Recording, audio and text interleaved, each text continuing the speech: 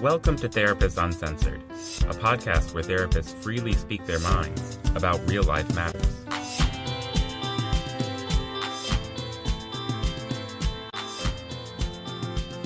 Welcome back to Therapists Uncensored. This episode is number 14, and we have a very important and exciting announcement, which is that we started in the beginning of September of 2016, and we have just hit our 10,000th download. So thank you so much for your support and for sharing and for listening. It means a lot that we imagine as we're speaking that there's actually somebody out there. And we're in 51 countries and 49 states. So we often ask to hear from you and to certainly give us feedback. And I imagine we might get a couple of letters from today's episode because it is about big feelings after the election and how to deal with those at family events. Without further ado, let's roll it. Welcome back to Therapists Uncensored. I'm Sue Marriott, and I'm here with my co-hosts, Patty Olwell. And I'm Kelley. And you guys, this is a tough one, is it not? It's been a heck of a week.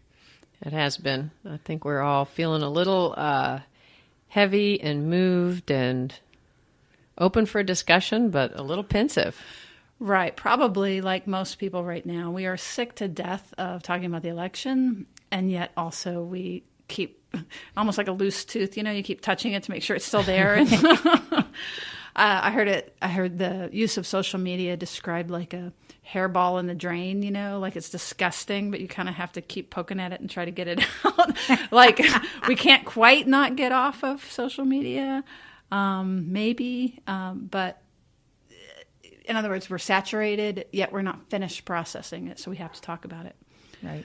And I think we've decided as a team that it's a really important topic to talk about, especially right now, right before the holidays, because a lot of us are heading home and there's going to be disparate views all around the table. It reminds me of the Adele video, if no one's had a chance to visit I thought about that too. That's hilarious. The Adele video. And if you haven't seen last year's SNL, we'll put it in the show notes. We'll put it in the show notes. You have to see it. But everybody's, from my experience, and in my case, everybody's a little pensive about going home, no matter who you voted for and how you're feeling.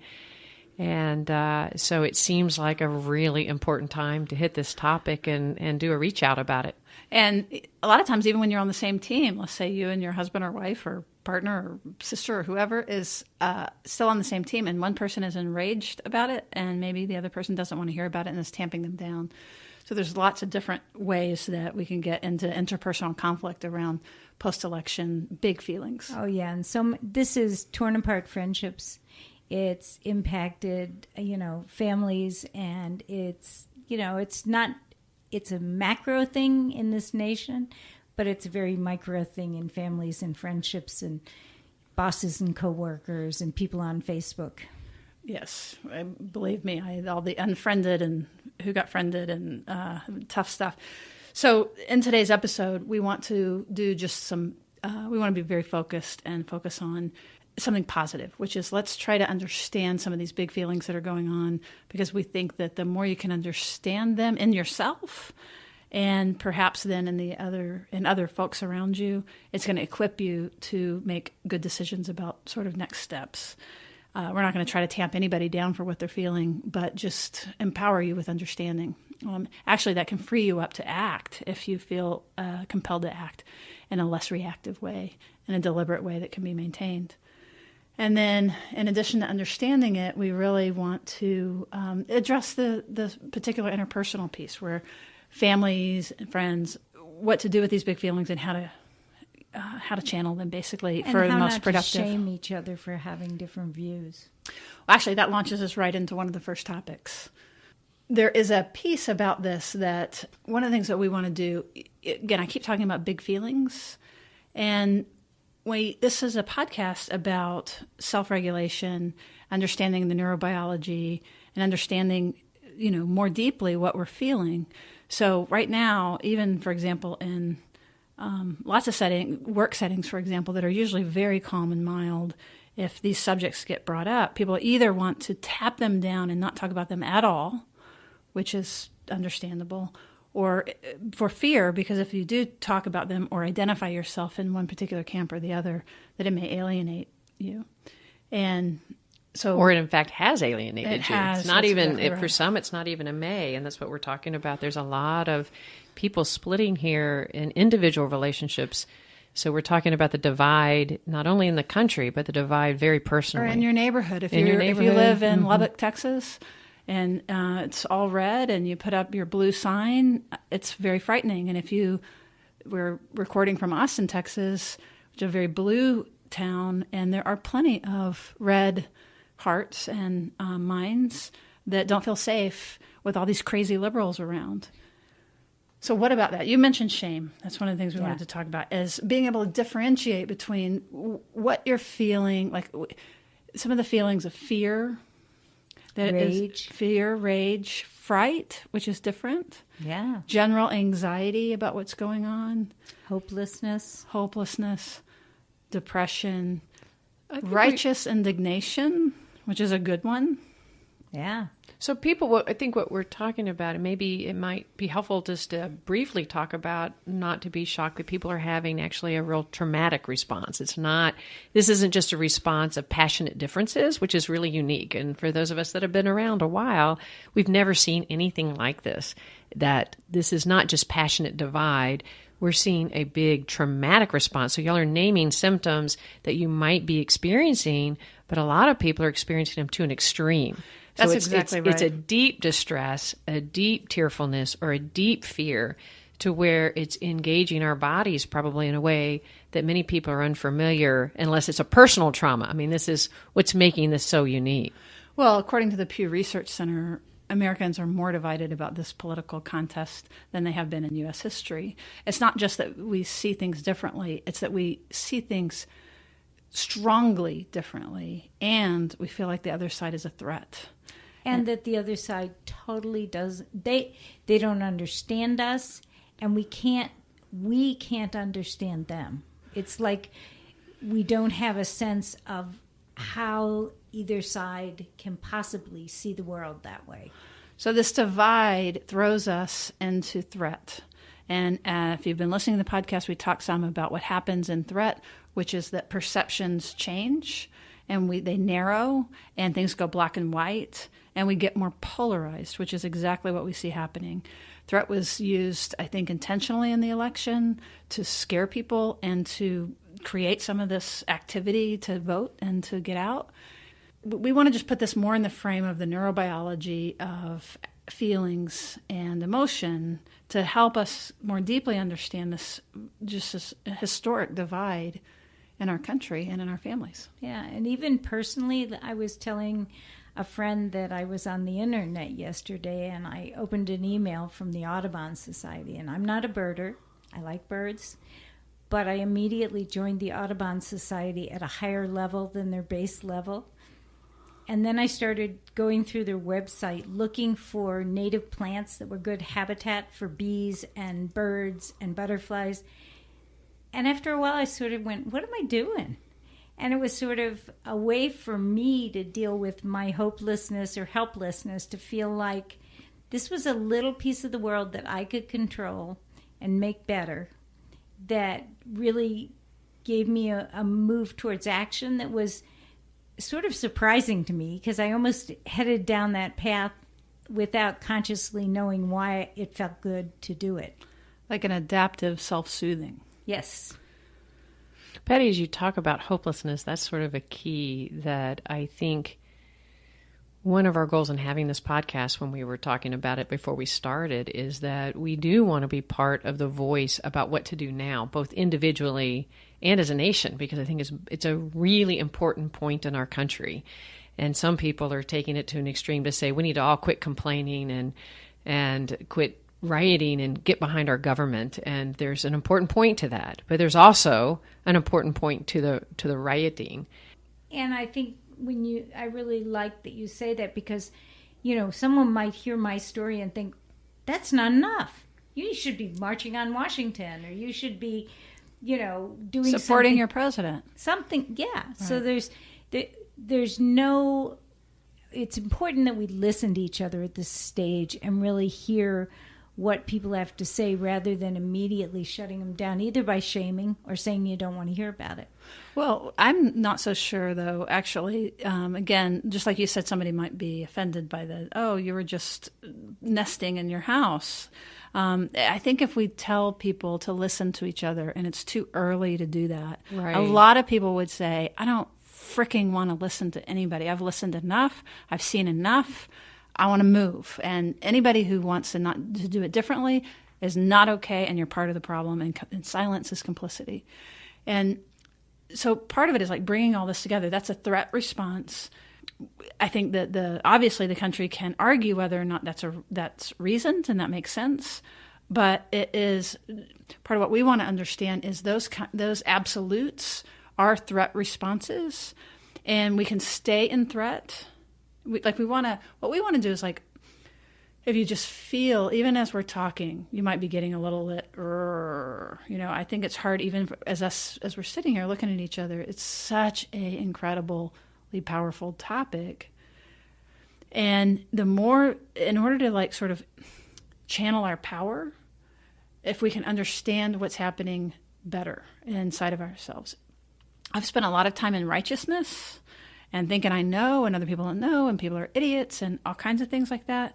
And that's a useful place to be at times. And I might want to and part of what I'm speaking to is there's a group of people that are going to be right there that are probably listening. And I'm with you. I'm with you, hon. We're together. And I found it helpful to just see it in a continuum of that's an important space. But I don't have to stay there, but I might want to stay. The more that I can more deeply understand, righteousness is a safe place to be. I don't feel very threatened if I feel righteous. Now, I might not be very discerning about difference and about being aware of how I'm coming across to other people or things like that, but I sure do feel better. And that's not, we're not knocking that right now. Well, No. Especially not, it's a really good point, Sue. And the thought I was thinking about earlier is, Patty, when we feel helpless, that it's a really scary feeling. And I think that's the trauma I hear in people right now, is this fear and their helplessness. They don't feel like they have a voice. And I think it is, as you were speaking earlier, I think Trump really spoke in a way that disinhibited people that were feeling helpless in different ways. That's right. And so because Glad you said that. So on either side, one of the reasons he got elected, and we need to listen to that voice out there, that the people that got disinhibited and started speaking out about their own fear and their own helplessness, and they believed that he might be the person to help them with their helplessness. So if we can attune that there are many people on both sides of the street feeling helpless. That's the point. That's very important. And to speak that voice of helplessness. And I think also, I feel like, and by God, I don't want to feel helpless. I'm going to do something. Yes. And so there's a way Move to action. That I think the thing is, everybody calm down. I kind of agree with it and I don't. Like, in some ways, as a parent, there is part of me now, as I have calmed down a little bit more, that also realizes this is also a very pivotal, important time for our country. I think there's a way that we've actually been able to be complacent and think our government's going to take care of us, and to trust that the government's got it, and we can complain about it. But, it's still always going to be there. And I think this is the first time for many of us that we are probably for most of us, if we look at the election, no matter which side you're on, you start to believe the government may not be there. You either believed it before this election, so you voted, or you believe it now. And you think, oh my God, my government might fall apart on me. And maybe it's that sense of helplessness put to action and put to voice and passion that comes out of self-righteous indignation. That's an important voice. I'm not an advocate that we only land there. But I think there is some relevance to giving room to those inside you and others about, I'm angry and I'm pissed and I'm scared and I need you to hear me. And you touched on the trauma response, mm-hmm. And I think we need to be pretty clear that there's an increase in violence against certain categories of people in this country right now. And when you talk about Trump as a disinhibitor, mm-hmm. he's a disinhibitor to people who, felt like their voice wasn't being heard and that they had a rough economic situation. And he's also a disinhibitor for the people who want to throw a bomb into the works and just blow it all up. Absolutely. But he's also a disinhibitor for people who have upped the violence against minorities. Absolutely. And LGBT people and Muslims and immigrants. And so anti-Semitic. Yeah. Right. And so that's for real. Absolutely. You know, that, of course, there's a trauma response. They are in threat. And that's why the whole let's just calm ourselves down, I think that is a troubling suggestion. And that's why I think this conversation is so important. I think it is important to be listening to yourself and what makes you angry, and listening to the person around you who might have voted differently. Why did they vote? And listen, because it might have been economic. It might have been all these different things. And where do we actually align as a country? And we might have a lot more aligning around, hopefully, I want to believe, around deep issues, including racial issues, LBGT, and our desire to take care of middle America who have lost their jobs. Like, no matter which side, we might all have that same voice, and we can't forget that. Yeah, I totally agree. And separate it from the disinhibited voice that actually is feeling racist, and you can feel that people are unsafe right now, and they are. And to give that a voice, we need to be mad if we see more racial discrimination happening and violence and protest against those brother and sister Americans. Now, here's the other piece, Patty, you had mentioned about trauma. And what I've seen is that people that have voted for Trump that want to be not seen as racist and don't lump me into other categories. But there really is a sense of not understanding. What do you mean you're scared to walk down the road? I don't understand as a woman why you might be more frightened. It was just locker talk. That's right. But genuinely, like, right. not They really, understanding. And they're not in favor of abuse to women, and they really don't understand why this is it's just a threat. A political choice. It's a political choice, and it's important, I think, to speak to that it is a real fear. And if we can move the conversation from whether or not I'm a racist because I voted for Trump, and then I'm defending myself, I'm not a racist, I swear I'm not a racist, to, well, great, then we're both don't want to be racist. So let's talk about race. Let's have a deep conversation about race. And so that's a little bit of that's a trick. It's a Tai Chi move that we're not going to argue about who's racist and who's not racist. If you're saying that you're not a racist, then you care about race issues, right? So let's have a conversation about race issues or about immigration. What do you believe? Yeah. Exactly. And if we can move to a what do you believe, and we're safe with the other person, that really coming to understand what is it that they believe? What are they afraid of? Now we're actually have movement, and it's being heard and being listened to that's going to signal safety. And when we get safety, we get out of black and white thinking, and we get more nuanced. And that's the left is all about empathy and nuance until you say, okay, what about empathy across the political divide? And then it's like, no, those people are blah, blah, blah. And that's really true, isn't it? But empathy is empathy. And if we're wanting another side to show empathy for disenfranchised populations and for the underdog, which is easy for the left to do, it's actually sort of a more mature place to be able to work to find that across the political divide when it's very different philosophies, and to look for similarities and to be discerning about differences that can both be respected, that don't infringe on civil liberties. So that is a positive movement because now we're looking. Basically, anytime we move from a more primitive stance, which is they're all assholes, or the world is falling apart, or those liberals are going to burn down the country and get your pacifiers and leave the state, leave their country if you have a problem. That's a more primitive black and white state. Right. And as we feel, and we do that when we feel threat, which is what you're saying, Anne, and I totally agree. And it's so are we here's the question to our listeners. Are we contributing to people feeling threat, and including ourselves, or are we beginning to make movement towards getting ourselves first safe, which might mean getting off our rear ends and doing something that actually this isn't a passivity conversation, but it's a clarity. It's a moving towards understanding yourself and what's moving you and being able to respond. And in doing that, we might actually be safer for the other side. But if we're machine gunning, then, defense evokes defense, as we've learned in other podcasts. Oh, totally. And I really do think that you'll find there's a certain segment of the population that supported Trump that is coming from a place of fear too. Even, if you that's what we were saying for sure. Yeah, if you look at the anti-immigration stuff, it's really like somebody's going to come in and bomb my home.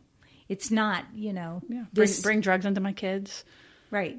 Mm-hmm. It's coming from a real place of fear, and we might agree or disagree about what to do about it. But if we can align on the fear, I think that's really, really important. And that's very different than say, let's just all get along and agree to disagree and go about our way. Right. I think that is not, and it's really easy, especially as coming from a bunch of therapists, it may sound like we're trying to say, let's just all get along and go on our way and be calm and peaceful.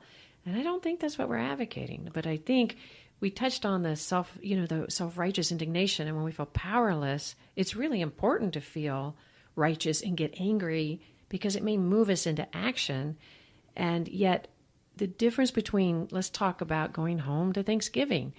If you're across the table from somebody at a divide and you're scared to talk about it, but if you get into it as you are an idiot that you think this way, do you think you're going to be moving your listener no matter which side you're on?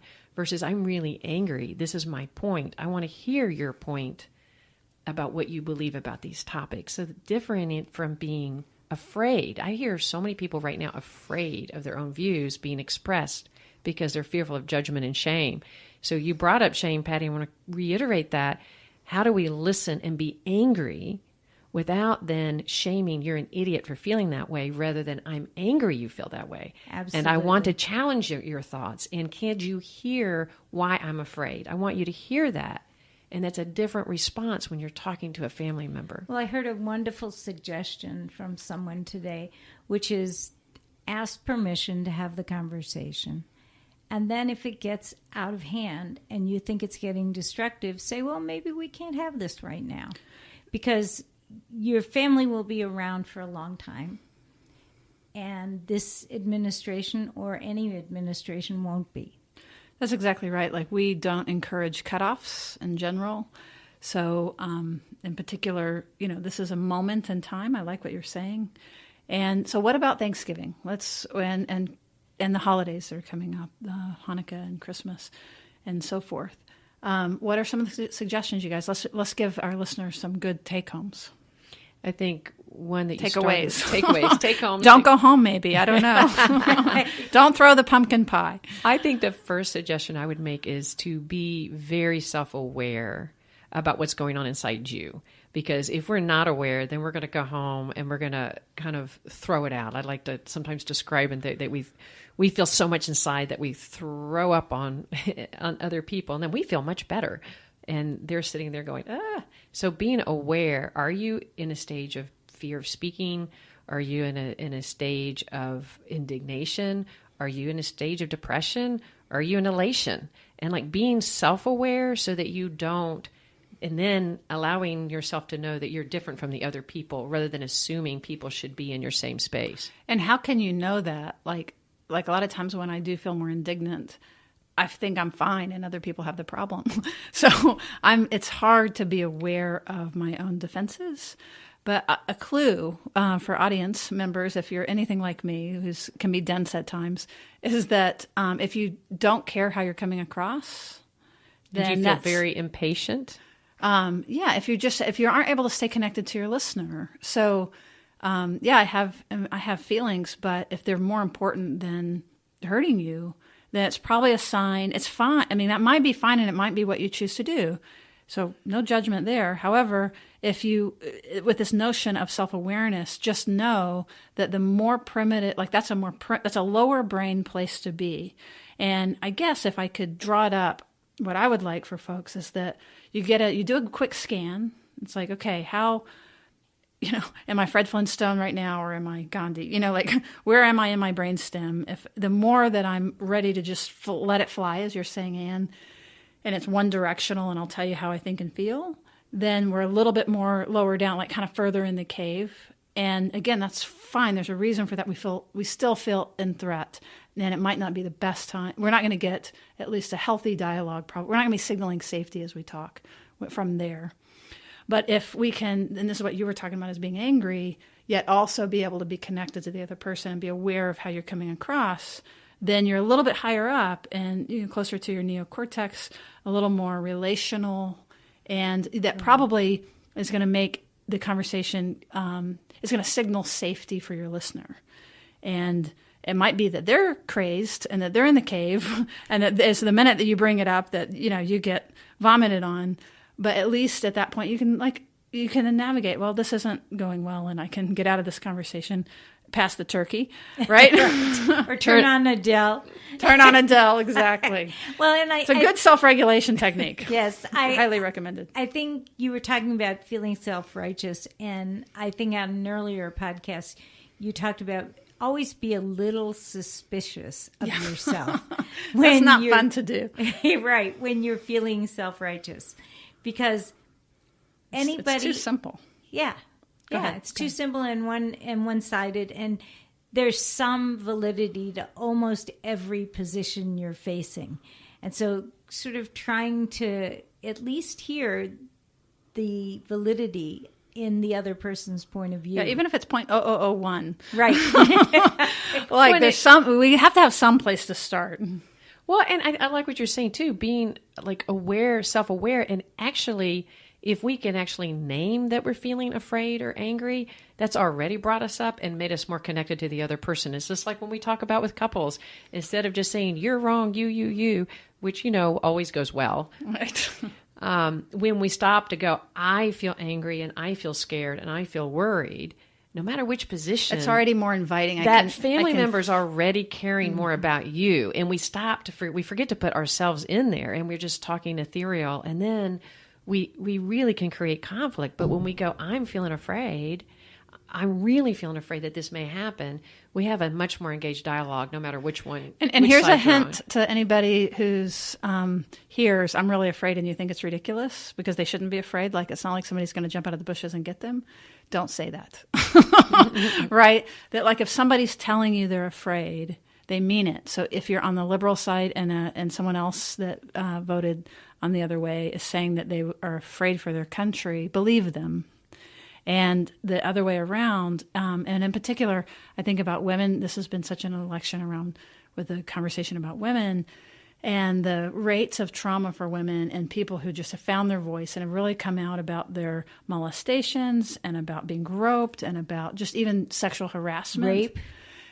The percentage of women who have had to deal with some form like that, if we include sexual harassment, is so high. It's going to be harder to find somebody that has never had an experience like that than has. And women are coming from a more disempowered place. So the notion of him with those tapes and things like that, and then being elected, has been really resonated in a traumatic way to many, many, many people. So even if you're in a position where you don't get that and you don't understand it, our advice, I think, would be to work to understand it. Have them, if you don't know what to say, just get them to talk more. Say more. Help me understand. I don't get it. Don't tell them they're being ridiculous. Exactly. That's what I'm saying. And that's not what he really means, because it doesn't mean you may believe he's going to be a good president or you may not. Either way, if somebody's feeling traumatized, it means they're afraid. And to say, what are you afraid of? And we would highly recommend you don't say you're being ridiculous. And that includes, what if I say, I'm afraid of all of those people coming in from over the border? How are you going to handle that, Patty? Well, I think you listen to their fears. Yeah. I mean, they're going to take my jobs. Well, I thought you were talking about the threat of terrorism, but you're talking about the threat of jobs. They're going to blow me up and take my jobs. Okay. I think you let them talk, And who isn't afraid of terrorism, right? It's so they might believe that's their answer, but you can align with the fact that you're afraid of terrorists, but that doesn't. Right. And I mean, you can get into the weeds and start arguing about how they're vetted and all that stuff. But I don't think that conversation is going to change any minds. So right. if you really want to stay connected to someone, the piece of their argument that you can see has some validity is the piece that you connect with. And I'm not saying that you want to stay connected to everybody, but if you go home to your Thanksgiving table and Uncle Martin is sitting across from you and you love Uncle Martin, you have to find a way to stay connected. And, again, at the beginning we mentioned even people on the same sides are conflicting. Mm-hmm. And so it has to do with, like, if you're further along in a development about something, so for example, gay rights or transgender rights or something, and somebody who is an ally, who's on your side, but doesn't quite know the language and doesn't know exactly how to talk about it and might not be as fervent as you, but is generally on our side. I've seen it even happen there where you had talked about shaming people, where we can be shamed because we don't know the right language. We can be shamed because we're not saying it right. We can be shamed because we're not angry enough, or because we're too angry. That's right. Or because we aren't loving and empathetic enough. I mean, it sort of goes all over the place. And Anne had talked about inviting people into our fear instead of just coming at people. And so I think the more, it is that same thing we've talked about before about if we show our vulnerability that, look, I'm scared of getting it wrong. Help me get it right. Help me understand why that language is important or why the term politically correct is bad. And like, bring me along with you. Don't make me feel bad that I'm not already there. That's a good point, Sue. And you mentioned that people on the same side, I'm seeing people on the same side having a lot of conflict. And why is that? And we mentioned this, I'm going to reiterate when we're saying what to do. When someone is getting too elevated, and I've been, we can all feel guilty of getting too elevated, instead of tamping them down by saying you're being ridiculous, bringing it back to, I'm getting overwhelmed. You're going to need to bring it down because I'm overwhelmed, rather than you're being ridiculous. So bringing in a joining statement to say, I'm getting overwhelmed, and could we tamp this down? Or not because you're too much. Not because you're too much. It's just because I'm too full. Right. And bringing yourself into the fear again, I think I want to come back 1 second to what, Patty, you mentioned before, and that this part that's been disinhibited, that we're all feeling disinhibited right now. And that could be actually a good thing on some level. And that is that I think we are coming out of our comfort zone in believing that we've solved a lot of racial tensions and a lot of biases. And it's almost shocking to some of us to see it emerge to the level it is. So I want to believe that in bringing that out and seeing it, we might actually be able to intensify our voice against something and I think the most important part is to not divide into left and right, and not to divide between Republican and Democrat, but to let's unify when we do see these forces that are disinhibited and they actually are showing racial bias and tension and violence, that we as a group all together, no matter who you voted for, really stand up and say, wait, I could be for Trump, but I'm not for that.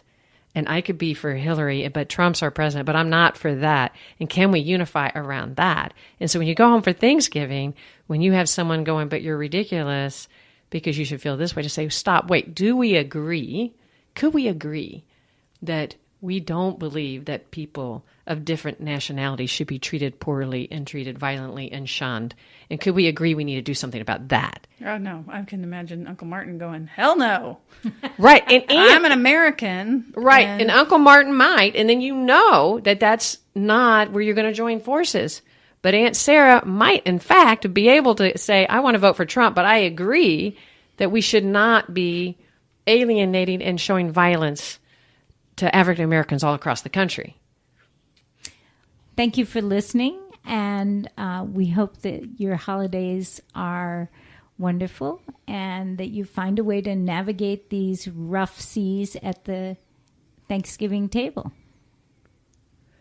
You can find more information about Therapists Uncensored at www.therapistuncensored.com. And in particular, we'd really love for you to join our email list so that you won't miss any of the goodies that we'll be offering. Thanks for listening.